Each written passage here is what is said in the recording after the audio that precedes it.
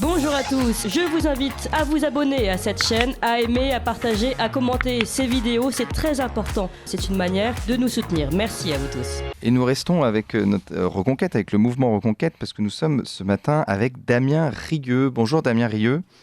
Bonjour. Alors vous êtes lanceur d'alerte à Reconquête, et puis vous êtes en procès aujourd'hui contre l'ancien attaquant de l'équipe de France, Karim Benzema, que nos auditeurs connaissent peut-être soit pour ses exploits footballistiques, parce que ça reste tout de même un très grand joueur de foot, mais aussi pour ses dérives et puis ses positions parfois anti-françaises. Alors Damien Rieu, pourquoi Karim Benzema aujourd'hui vous attaque en diffamation publique ?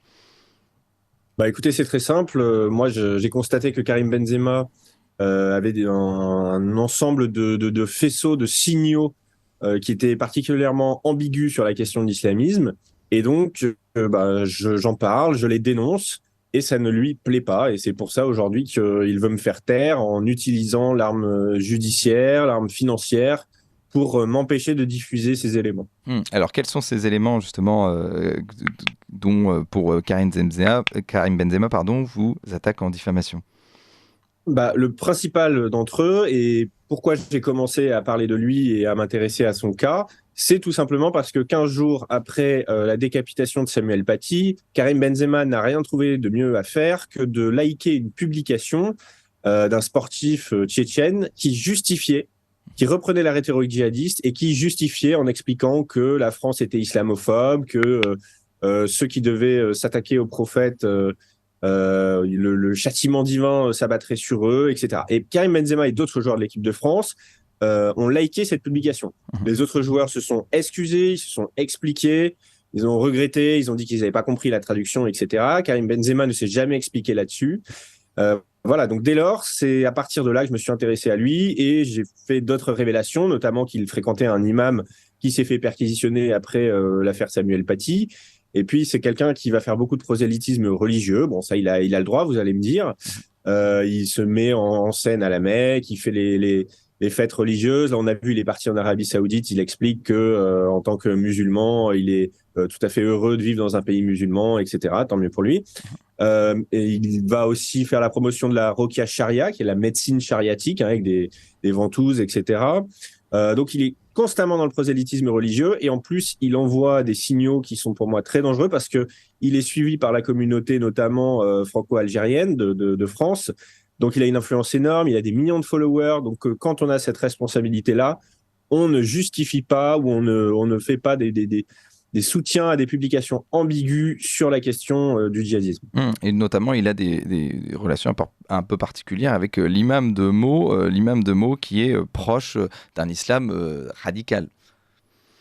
C'est sûr que voilà, c'est pas quelqu'un de modéré. Quand on est perquisitionné, alors il se trouve que derrière, il y a pas eu de poursuite, mais néanmoins, il est dans la liste des imams qui sont particulièrement surveillés. C'est pas quelqu'un qui est connu pour sa modération.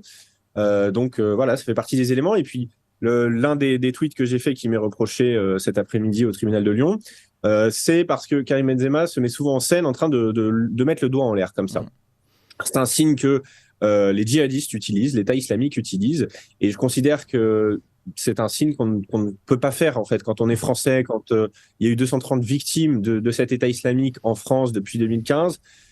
Et qu'on s'amuse à faire ce signe, alors que ce signe, vous imaginez les familles des victimes qui voient Karim Benzema faire ce signe, c'est terrifiant. Donc je pense que là aussi, il y a un minima d'irresponsabilité ou alors une ambiguïté voulue. Alors pour vous, Karim Benzema, derrière évidemment, parce que Karim Benzema est multimillionnaire, il a évolué dans les plus grands groupes footballistiques d'Europe, mais derrière donc tout cet argent se cache, ce que vous dites, une véritable islamo-racaille. Alors pourquoi Karim Benzema est pour vous une islamo-racaille ? C'est un délinquant. Il a été condamné dans l'affaire de la sextape de Valbuena. Il n'a pas fait appel, donc il a reconnu sa culpabilité. Il est définitivement coupable dans cette affaire. C'est une affaire assez grave. Il a trahi un joueur de l'équipe de France. Il a voulu faire du chantage. Voilà, c'est quelqu'un qui, pour faire ça, qui n'a pas des valeurs d'honnêteté. Donc voilà, à partir du moment où il est délinquant, il a été condamné. Il a un comportement aussi, je dirais, provocateur. On sait qu'il ne chantait pas la Marseillaise, par exemple. On sait que, alors il a été accusé d'avoir craché après une minute de silence pour le 13 novembre. Voilà, il y a tout un tas de comportements qui fait que c'est pas une personne exemplaire. Et justement, est-ce que vous pensez que vous avez des chances de gagner? Parce que Karim Benzema, évidemment, je pense, ne sera pas là au procès qui se déroule à Lyon, c'est ça? Et vous avez des chances de gagner face à l'armée d'avocats qu'il a dû engager contre vous? Bah, c'est sûr que c'est un peu David contre Goliath. Néanmoins, moi, j'ai déjà eu 7 procès et j'ai gagné mes 7 procès. Hmm. Donc, la justice, parfois, quand il n'y a rien, elle a beau chercher, elle ne peut pas vous condamner. Donc voilà, je vais tenter ma chance, je vais me battre quand même. Je suis soutenu, j'ai des donateurs qui me permettent de financer mes frais de justice et donc de pouvoir combattre avec le maximum de moyens. Donc voilà, tant que j'aurai ce soutien-là, je continuerai. Et j'ai gagné 7 procès, j'ai 7 procès qui m'attendent contre des imams, contre des islamistes, voilà, dans les années qui viennent. Donc voilà, ça je continue grâce au soutien. Et justement, notamment ce procès, on le rappelle, Karim Benzema est une star internationale, ça va permettre aussi de donner une visibilité sur qui il est vraiment. Oui, parce qu'en fait, c'est en ce moment, c'est le footballeur le plus connu du monde, c'est le Ballon d'Or, etc. Il est juste après le sommet de sa carrière. Et c'est vrai que ça intéresse énormément la presse du monde entier. C'est un sujet en plus qui est particulièrement sensible. Donc en France, c'est sûr que ça nous touche. Donc ça va être très très médiatisé. Rien que l'annonce du dépôt de plainte de Karim Benzema contre moi avait fait 260 000 articles dans le monde, enfin occurrence dans Google. Donc s'il y a eu des articles au Chili, en Argentine, etc. Donc c'est très très médiatique. Et justement, comment on peut expliquer ces stars qui sont devenues internationales, en tout cas ces Français issus de l'immigration, je pense à Anelka, je pense à Omar Sy, qui ont bénéficié en tout cas d'un soutien public exemplaire, qui sont devenus millionnaires grâce à la France, et puis qui aujourd'hui, quand ils ont une visibilité internationale, on ne va pas dire passent leur temps, mais régulièrement, lors de sorties, critiquent la France et culpabilisent notamment la France et du sort des personnes issues de l'immigration en France.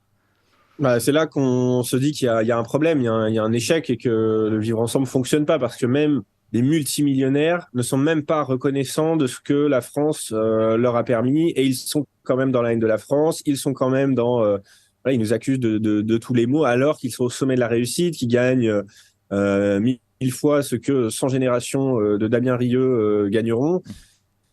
Et ça ne suffit pas. Il faut toujours critiquer, dire qu'on a été victime de racisme alors qu'on est voilà reconnu, on remplit les salles, on remplit les stades, etc. Faut toujours continuer à se plaindre. C'est la propagande permanente.